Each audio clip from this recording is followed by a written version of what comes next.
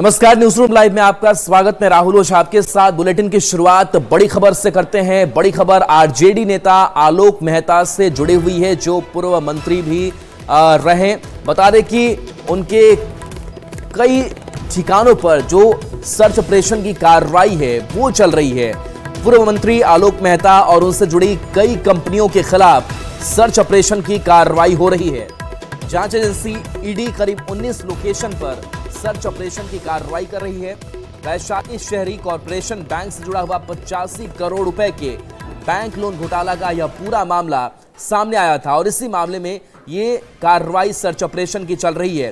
Bank के promoter सहित bank से जुड़े चेयरमैन, सीएमडी, सीईओ सहित कई अन्य अधिकारियों की भूमिका संदिग्ध मानी जा रही है। जांच एजेंसी ईडी की तरफ से बिहार, कोलकाता, उत्तर प्रदेश, दिल्ली में सर्च ऑपरेशन की कार्रवाई चल रही है।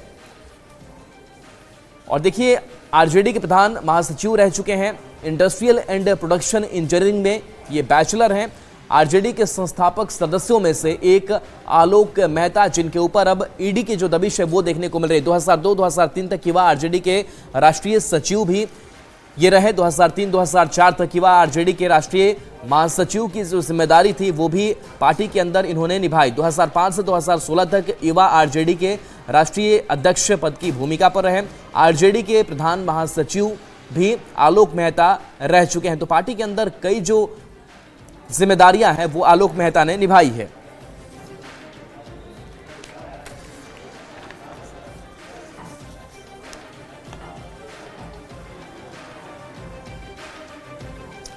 और देखिए, पूर्व सीएम अरविंद केजरीवाल ने बिहार वालों और यूपी वालों को लेकर के कैसा बयान दिया जिस पर सियासी बवाल मचा हुआ है। खास करके जो बिहार के नेता है वो केजरीवाल पर हमलावर नजर आ रहे हैं। केजरीवाल का ये मानना है कि जो फर्जी वोटर हैं वो दिल्ली में मौजूद हैं और ये फर्जी वोटर बिहार के रहने वाले, यूपी के रहने वाले हैं और इनकी संख्या जो है वो दिल्ली चुनाव से बढ़ रही है और इसी पर सियासत लगातार जारी है। उसमें 13,000 नए लोग कहां से आ गए? 15 दिन में कहां से आ गए? पिछले 15 दिन में 13,000 नए वोट बनने की एप्लीकेशन आई है। जाहिर तौर पे ये यूपी और बिहार से ला के, यूपी आसपास के स्टेट से ला के फर्जी वोट बनवा रहे हैं ये लोग। और अरविंद केजरीवाल की इस बयान पर केंद्रीय कपड़ा मंत्री गिरिराज सिंह ने हमला किया है और केजरीवाल को ही फर्जी करार दे दिया है। यूपी और बिहार के लोगों को कहते हैं 500 रुपया टिकट कटा के आता है, 5 लाख का इलाज करा के भाग जाता है, इन लोगों को दिल्ली घुसने नहीं देंगे। जिस यूपी बिहार के लोगों ने इसे मुख्यमंत्री बनाया, आज उसे गाली दे रहा है, जो खुद धोखेबाज है। जिस थाली में खाते हैं केजरीवाल, उसी में छेद करते हैं। नमक हराम है। और देखिए, हमने भी इस बयान की निंदा की है और हम की तरफ से ये कहा गया है कि अरविंद केजरीवाल ऐसे ही बयानों के लिए वो जाने जाते हैं। इस बार के चुनाव में उनकी विदाई तय है। तो देखिए, केजरीवाल ने कब क्या कहा और उनके बयान काफी सुर्खियों में भी रहे। विवादित बयान भी सामने आए और 29 सितंबर 2024 को लेकर के उन्होंने कहा कि बिहार से दिल्ली आकर 5 लाख का मुफ्त इलाज लेकर के लोग चले जाते हैं। यूपी बिहार से लाकर फर्जी वोटर बनवाया जा रहा है। और इस बीच हमने क्या कहा है वो आपको सुनाते हैं। पहले भी वो आरोप प्रत्यारोप की ही राजनीति से आगे आए हैं और कई बार जाकर कोर्ट में माफीनामा भी दिया, लेकिन इस बार वो जिस तरह से यूपी और बिहार के लोगों को टारगेट कर रहे हैं, यही यूपी और बिहार के लोग उनको पूरी तरह से अच्छी विदाई दे। और देखिए, इस बीच बड़ी खबर है जो जनसुराज ने याचिका कोर्ट में डाली थी बीपीएससी रे एग्जाम को लेकर के, उस याचिका को मंजूर कर लिया गया है। इस वक्त की बड़ी खबर निकल करके सामने आ रही है। बता दें कि पटना हाईकोर्ट में जनसुराज की याचिका मंजूर कर ली गई है। बीपीएससी री एग्जाम को लेकर के याचिका हाईकोर्ट में डाली गई थी। हाईकोर्ट में 9 जनवरी को यह याचिका दायर की गई थी, जिसको अब मंजूरी मिल चुकी है। 15 जनवरी को अब इस मामले में सुनवाई कोर्ट की तरफ से की जाएगी।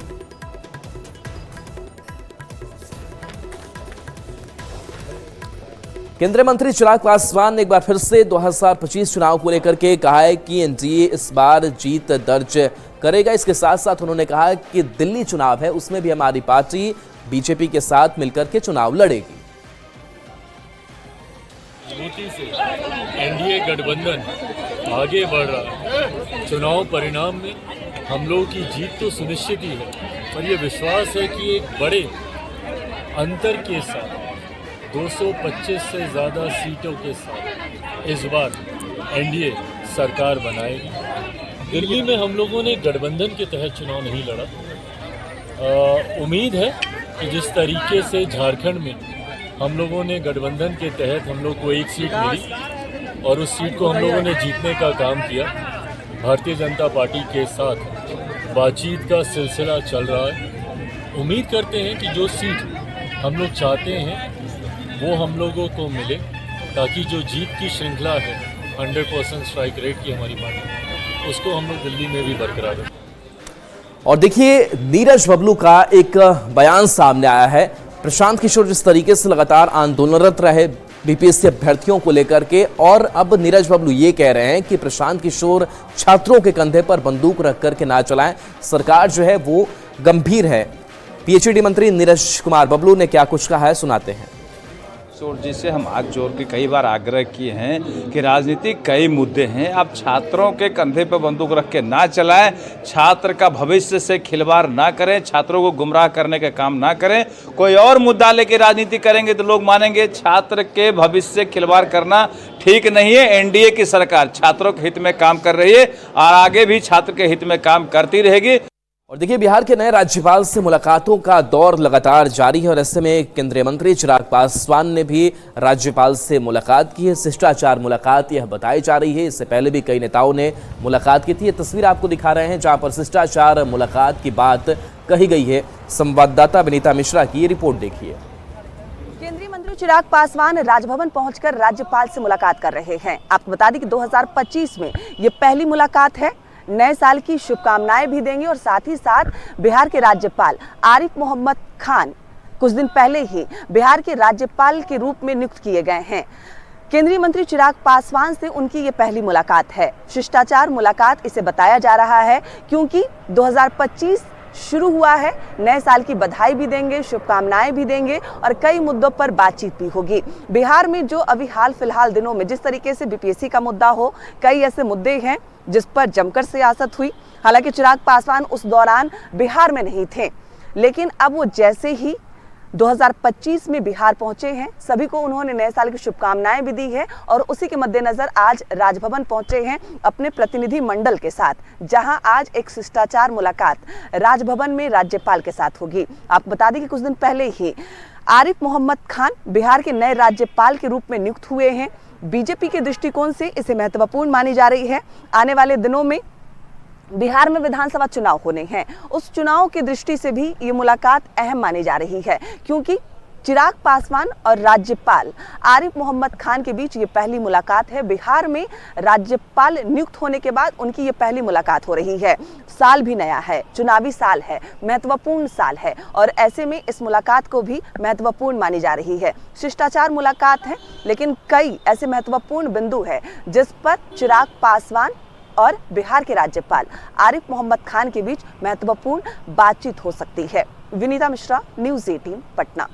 और इस बीच गया से बड़ी खबर है जहां पुलिस और अपराधी के बीच मुठभेड़ हुई है और ऐसा बताया जा रहा है कि अपराधी एक घायल हुआ है। इस मुठभेड़ के दौरान इस वक्त की बड़ी खबर गया से है।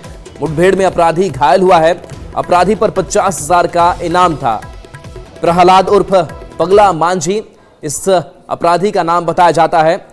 डेल्हा थाना के लोको कॉलोनी में मुठभेड़ हुई, जहां की तस्वीर आप तक पहुंचा रहे हैं। मुफस्सिल थाना विशेष टीम ने यह संयुक्त कार्रवाई की है, जिस पे 50,000 का इनाम भी घोषित है।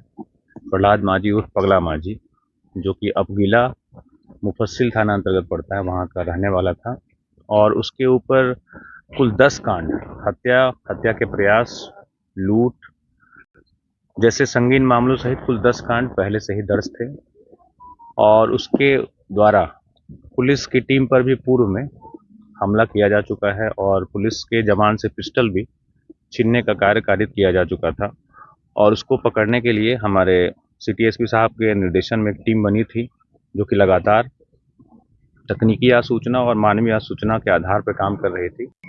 पटना के बाद अब गया में भी इनकाउंटर हुआ और इस इनकाउंटर में जो अपराधी है वो पूरी तरह से जख्मी हो गया है, जिसे पुलिस के द्वारा जो है उसे मगध मेडिकल अस्पताल में भर्ती कराया गया है।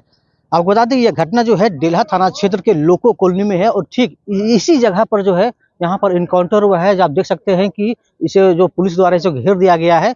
आपको बता दें कि अपराधी जो है 50,000 का इनामी अपराधी था प्रहलाद उर्फ पगला मांझी जो है वो यहाँ पर बताया जाता है कि ये इसी जगह पर वो छिपा हुआ था और मुफस्सिल थाना की पुलिस और जो विशेष टीम जो थी उसको सूचना मिली कि जो अपराधी जो है पगला मांझी जो है वो यहाँ पर छिपा हुआ है। तभी जो है देर रात जो है पुलिस जो है मुफस्सिल थाना की पुलिस और विशेष टीम जो पुलिस थी वो यहाँ पर पहुंची और अपराधी को पकड़ने की कोशिश किया, लेकिन अपराधी जो है पुलिस पर ही वो उस पर अच्छी फायरिंग करना शुरू कर दिया। जबकि जवाबी कार्रवाई में जो पुलिस द्वारा है वो पुलिस अपराधी पर भी फायरिंग किया है। जो फायरिंग में जो है वो पगला मांझी जो अपराधी है 50,000 का अपराधी है वो घायल हो गया है, जिसे अस्पताल ले जाया गया। आपको बता दें कि ये जो पगला मांझी जो है जो प्रहलाद मांझी जो है उस पर जो है 50,000 का इनामी है और वो बीते दिन जो है मुफस्सिल थाना के जो 112 जो टीम है, जो बाइक जो टीम होती है उसे भी लूटने का प्रयास किया था और उसको सर्विस रिवॉल्वर भी जो है उसे छीन लिया गया था। हालांकि उसको बाद में रिकवरी कर दिया गया था। वो तब से जो है अपराधी जो है वो फरार है, लेकिन जब फिलहाल अब पुलिस पूरे मामले की छानबीन में जुट गई है और यही बताया जा रहा पुलिस जांच कर रही है कि उसके साथ कोई और भी अपराधी थे या नहीं थे। फिलहाल कुहासा या घने कोहरे के कारण जो है अन्य अपराधी जो है बताया जाता है कि वो भागने में कामयाब रहा। फिलहाल एक बड़ी घटना गया में हुई है और इस मामले में पुलिस जो है पूरे अनुसंधान में जुट गई है। एलोनली न्यूज़ 18 गया। और इस बीच गोपालगंज से बड़ी खबर है, जहां पर अपराधियों ने शिक्षक को गोलियों से भूनकर उनकी हत्या कर दी है। बताया जा रहा है कि स्कूल जाते वक्त इस घटना को अंजाम दिया गया है। बेखौफ अपराधियों ने मिडिल स्कूल के शिक्षक अरविंद यादव की गोलियों से भूनकर हत्या कर दी है। घटना उच्चका गांव थाना क्षेत्र के श्यामपुर गांव की है। नदी के रास्ते पहुंचे अपराधियों ने स्कूल जाते समय रास्ते में घटना को अंजाम दिया। घटना की वजह पुरानी रंजिश बताई जा रही है। मृत शिक्षक उच्चका गांव प्रखंड प्रमुख विश्वजीत यादव के पिता थे। उनकी पत्नी भी लगातार 10 साल तक श्यामपुर पंचायत में मुखिया थी। हत्या किसने की, इसका खुलासा नहीं हो सका है। हत्या के बाद से परिजनों और समर्थकों में काफी आक्रोश है। अपराधियों की जल्द गिरफ्तारी की मांग लोग कर रहे हैं।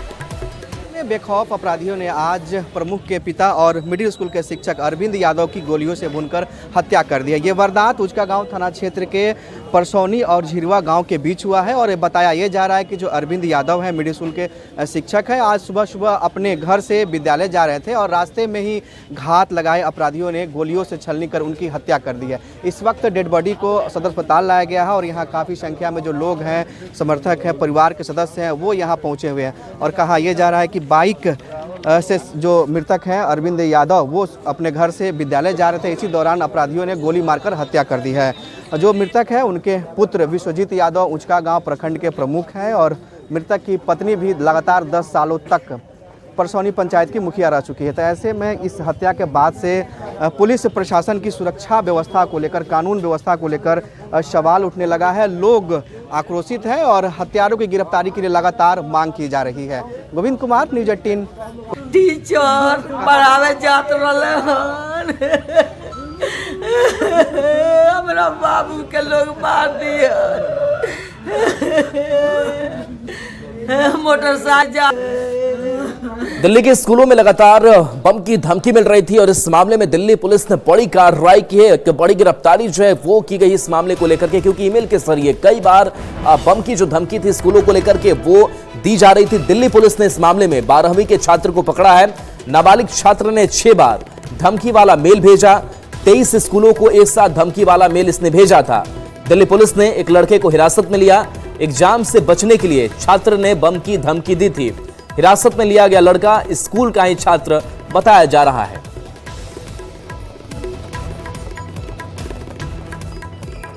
खबर मोतिहारी से, जहां पर ट्रेन डिरेल करने की जो एक षड्यंत्र की घटना है वो सामने आई थी और इस मामले में गिरफ्तारी की गई है। जहां पर बताया जा रहा है कि सीमेंट स्लैब जो है वो रखी गई थी, लेकिन ट्रेन ड्राइवर की सूझबूझ से एक बड़ा हादसा होते होते 8 जनवरी को टला था। आरपीएफ ने इस मामले में 3 लोग को गिरफ्तार किया है। बता दें कि मुजफ्फरपुर नरकटियागंज रेलखंड पर 8 जनवरी को सीमेंट के स्लैब को इन लोगों ने रेल पटरी पर रखा था, लेकिन ड्राइवर की सूझबूझ से घटना टली थी। न्यूज़ 18 पर खबर चलने के बाद आरपीएफ और स्थानीय पुलिस ने मामले पर एक्शन लेते हुए एक नाबालिग सहित 3 लोग को गिरफ्तार किया है। साथ ही एक युवक की गिरफ्तारी के लिए लगातार छापेमारी जारी है।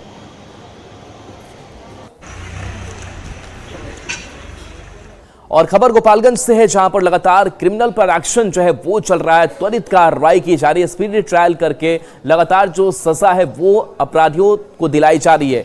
तो लगातार अब एक्शन जो है वो देखने को मिल रहा है जिले भर के। बता दें कि थानों से चुने गए 214 केस में स्पीडी ट्रायल के तहत प्रक्रिया शुरू कर दी गई है ताकि अपराधियों को सजा दिलाई जा सके। ज्यादा जानकारी दे रहे हैं संवाददाता गोविंद कुमार। पूर्व में हमारे यहाँ पर 194 केसेस थे और इसके अलावा हम लोगों ने 20 केसेस और चिन्हित किए हैं। इन सभी केसेस में त्वरित विचारण के लिए हम लोग के द्वारा एक टीम का गठन किया गया है। इसे हम लोगों ने स्पीडी ट्रायल कोषांग बोला है। ये एक इंस्पेक्टर रैंक के ऑफिसर इसको हेड करेंगे और इस टीम का काम होगा जुडिशरी के साथ और प्रोसिक्यूशन के साथ मिलकर के और बाकी जो गवाह हैं उनके साथ मिलकर के इसको प्रॉपर कोऑर्डिनेशन करवाएं और जो महत्वपूर्ण केसेस हैं और जो बड़े क्रिमिनल्स हैं उनमें उनकी त्वरित कार्रवाई हो और त्वरित उस पर सजा हो। कोर्ट में हुए फायरिंग और चौकीदार झमेंद्र राय की हत्या, साथ ही जेल में बंद गैंगस्टर विशाल सिंह समेत कई चर्चित केस है, जिसमें इस वक्त गोपालगंज पुलिस ने स्पीडी ट्रायल शुरू कर दी है। गोपालगंज के एसपी अवधेश दीक्षित ने ये कहा है कि स्पीडी ट्रायल चलाने के लिए अभियोजन की मदद से एक कोषांग का भी गठन किया गया है और ये कोषांग गोपालगंज के चर्चित 214 ऐसे आपराधिक केस हैं जिसमें स्पीडी ट्रायल चलाने के लिए मदद करेगी। तो इस वक्त गोपालगंज पुलिस ने जघन्य अपराध में शामिल अपराधियों को कड़ी सजा दिलाने के लिए कार्रवाई जो है वो तेज कर दी है। पुलिस मुख्यालय के निर्देश पर तकरीबन 214 ऐसे केस है जिसमें स्पीडी ट्रायल शुरू की गई है। गोविंद कुमार, न्यूज़ 18, गोपालगंज। सीएम नीतीश कुमार की प्रगति यात्रा जारी है और इस प्रगति यात्रा के दौरान अब तक की घोषणाओं की अगर बात करें तो 38 घोषणा मुख्यमंत्री कर चुके हैं और इस 38 में से 21 घोषणा को कैबिनेट से मंजूरी भी मिल चुकी है। खबर है कि अलग अलग विभाग में 7 योजना का प्रस्ताव, 4 योजना को NHAI को भेज दिया गया है, 6 योजना को रेलवे में मंजूरी के लिए भेजा गया है। तो 38 घोषणाएं की मुख्यमंत्री ने, जिसमें 21 घोषणा को कैबिनेट से मंजूरी भी मिल चुकी है।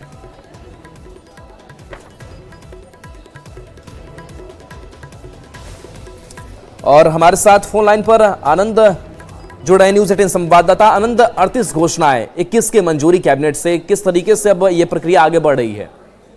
देखिए, निश्चित तौर पे राहुल और मुख्यमंत्री नीतीश कुमार ने जब वाल्मीकि नगर से अपनी यात्रा की प्रगति यात्रा की शुरुआत की थी, उसके बाद हर बार वो एक समीक्षा बैठक करते थे और समीक्षा बैठक के दौरान उस जिले की क्या मांग है और वहाँ का स्थानीय जनप्रतिनिधि हो या फिर जो लोग हों उनकी मांग को देखते हुए वो घोषणा करते थे। तो जाहिर तौर पे जो घोषणाएं हो रही थी उसकी स्थिति क्या है ये भी बिहार की जनता को बताने की कोशिश की जा रही है। और अभी जो ताज़ा जानकारी मिली है कि मुख्यमंत्री ने अब तक टोटल अब तक की यात्रा में, छपरा तक की यात्रा में 38 घोषणा की है मुख्यमंत्री ने। और जाहिर तौर पे अगर कोई भी घोषणा होता है तो उसकी स्थिति क्या होती है, चूंकि चुनावी साल है और चुनावी साल में जनता की निगाहें टिकी होती है, तो उसमें 21 घोषणा को कैबिनेट से मंजूरी मिल गई। यानी कि जो कैबिनेट से मंजूरी जिसको मिल गई, इसका मतलब काम बहुत जल्द शुरू हो जाएगा। और 7 जो योजनाएं हैं उन्हें विभिन्न विभागों की तरफ से भी मंजूरी के लिए भेजा गया है। यानी कि कुछ ऐसे काम घोषणा थी जो विभाग को देखना था, तो विभाग अपने स्तर से उसे जल्द देखे और मंजूरी दे, उसके लिए भी भेज दिया गया है। और NHAI, भारत सरकार को भी 4 योजनाएं थी जो सड़क की योजना थी, उसके लिए NHAI को भेजा गया है ताकि वहाँ पे केंद्र सरकार की तरफ से जब इसे हरी झंडी मिलेगी तो जल्द से जल्द इसे काम शुरू हो सके। उसके अलावा 6 योजना ऐसी थी जिसको रेलवे को मंजूरी के लिए भेजा गया है। जाहिर तौर पर नीतीश कुमार ने कई जगह ऐसी घोषणाएं की जहां पे रेलवे की भूमिका महत्वपूर्ण हो जाती है, तो ऐसे में रेलवे को भी भेजा गया। तो जाहिर तौर पे नीतीश कुमार की कोशिश है कि जो इस बार के प्रगति यात्रा में जा रहे हैं और जो घोषणा कर रहे हैं उस पर विपक्ष कोई सवाल न खड़ा करे और उसको लेकर सवाल न खड़ा हो, इसलिए उसे तुरंत मंजूरी दिलाकर वो काम जल्द से जल्द शुरू करने की कोशिश सरकार की तरफ से की गई है। और उसी की जानकारी जो अब तक सामने आई है कि 38 घोषणा में लगभग 21 घोषणा को कैबिनेट से मंजूरी मिल गई और बाकी 7 को विभिन्न विभागों को भेजा गया, 6 योजना को NHAI और 6 योजना को रेलवे को भेजा गया। इसके अलावा जो बचे हुए घोषणा है, जो काम है, उसे भी अमल में लाने के प्रयास तेज कर दिए गए हैं। राहुल जी, चलिए, शुक्रिया आनंद इस अपडेट के लिए आपका। और देखिए, मुख्यमंत्री नीतीश कुमार जब सिवान प्रगति यात्रा के दौरान पहुंचे तो एक बड़ी घोषणा यहां भी की गई कि जो मौनी बाबा मेला लगता है उसको राजकीय मेला जो है वो माना जाएगा। और देखिए, इस ओर कदम जब बढ़ने के बाद से सिवान के लोगों में भी खुशी है। मौनिया बाबा के मेले को राजकीय मेले का दर्जा दिया गया। सीएम की इस घोषणा के बाद लोगों में खुशी है। सीएम की घोषणा के बाद लोगों ने सीएम का धन्यवाद भी किया। बता दें कि 1 माह तक चलने वाला ये मेला 100 सालों से लग रहा है। का बहुत पहले से मांग था कि महाराज मौनी बाबा को राजकीय मेला घोषित किया जाए। बहुत बुजुर्ग लोग का भी बहुत अच्छी है। देहात गांव शहर सब लोग को बहुत खुशी है कि बहुत अच्छा काम समय पर हुआ। इसमें ज़्यादा से केजरीवाल का बहुत योगदान है और मुख्यमंत्री जी का बहुत योगदान है। बहुत समय पर अच्छा काम हुआ। बहुत दूर दूर से लोग आते हैं इस मेला में। बहुत अच्छा मेला लगता है उत्तर बिहार का ये महाराज का। बहुत पहले होना चाहिए मगर देर हुआ, दुरुस्त हुआ। खुशी की लहर है महाराजगंज में। मौनी बाबा का मेला भी राष्ट्रीय घोषित हो गया। और मुख्यमंत्री जी का बहुत बहुत बधाई है। महाराजगंज में लोग बराबर देते हैं, चर्चा का विषय है। करीब सैकड़ों बरस हम लोग का इंतजार था। यह मनोकामनाएं जैसा थी हम लोगों को कि यह राजकीय मेला हो। हर साल हम लोग इंतजार में रहते थे। माननीय सांसद का प्रयास हुआ और प्रयास सफल रहा, उसके लिए बहुत खुशी की लहर है हम लोगों में, लाखों जनता में। खबर किशनगंज से है, जहां पर फाइनेंस कंपनी से लूटपाट मामले का पुलिस ने खुलासा कर दिया है। इस मामले को लेकर के बताया जा रहा है कि एक गिरफ्तारी भी हुई है। इसके साथ साथ जो पैसे लूटे गए थे उसमें कुछ पैसों की बरामदगी भी हुई है। लूट की 80,350 रुपए बरामद किए गए हैं। घटना पोठिया थाना क्षेत्र की है। 36 घंटे के अंदर इस मामले का खुलासा किया गया है। पुलिस ने मामले में आरोपी संजय को गिरफ्तार किया है। आरोहन फाइनेंशियल सर्विस लिमिटेड कंपनी के एक कर्मी के साथ लूट की घटना प्रतिवेदित हुई थी। उस लूट के घटना का महज 36 घंटे के अंदर किशनगंज पुलिस द्वारा लूटी हुई राशि 80,350 रुपये को बरामद किया गया है। और देखिए, न्यूज़ 18 की खबर का बड़ा असर हुआ है और इस बीच शिक्षकों को लेकर के बड़ी खबर सामने आ रही है कि जो पहले फेज के ट्रांसफर की शुरुआत हो चुकी है। एसीएस से सिद्धार्थ ने ट्रांसफर की पहली सूची जारी कर दी है। कैंसर पीड़ित शिक्षकों का सबसे पहले ट्रांसफर किया गया है। तो देखिए, लगातार न्यूज़ 18 बिहार झारखंड पर यह खबर हम चला रहे थे। शिक्षकों के ट्रांसफर से जुड़ी हुई वरीयता भी हम बता रहे थे और इस बीच खबर आ गई है कि शिक्षकों के पहले फेज का ट्रांसफर शुरू हो गया है। रजनीश हमारे साथ, न्यूज़ 18 संवाददाता रजनीश, जो खबर हम चला रहे थे वो वैसा ही रहा है। ट्रांसफर को लेकर अभी क्या अपडेट? बिल्कुल, देखिए राहुल, जिस प्रकार से न्यूज़ 18 ने पहले ही जानकारी दी थी कि आज हर हाल में जो है ट्रांसफर की सूचना मिल जाएगी और निश्चित रूप से हमारी खबर पर मुहर लगी है और एसीएस सिद्धार्थ ने ट्रांसफर की सूची अभी जारी कर दी है। इसको लेकर एक कमेटी बनाई गई थी, जिस कमेटी ने अभ्यावेदन यानी जो स्क्रूटनी का काम है वो शुरू किया था और पहले फेज के जो असाध्य रोग से पीड़ित हैं, जो स्पेशल कैटेगरी में है, कैंसर पीड़ित, उनका अभी ट्रांसफर अभी किया गया है और जिसमें 752 लगभग जो है अभ्यावेदन प्राप्त हुए थे, जिनकी स्क्रूटनी की गई है, जिसमें नियमित टीचर भी हैं, विशिष्ट टीचर भी हैं, इसके साथ साथ एचएम भी हैं और तमाम जो नए और पुराने बीपीएससी वाले टीआरई 1-2 से पहले जो 94, 99 वाले जो टीचर हैं, उन्होंने भी आवेदन किया था। तो कुल मिलाकर अभी आवेदन की जो स्क्रूटनी हुई है उसके आधार पर अभी ट्रांसफर का प्रोसेस शुरू हो गया है। अब कहा जा रहा है कि पदस्थापन का आदेश है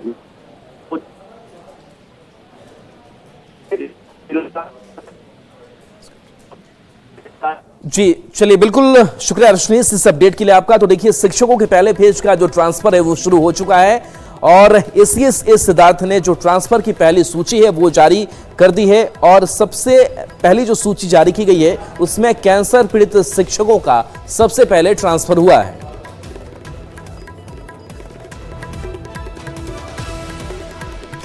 और चलिए, न्यूज़ रूम लाइव में इतना ही। न्यूज़ 18 बिहार झारखंड पर खबरें आपके लिए लगातार जारी हैं।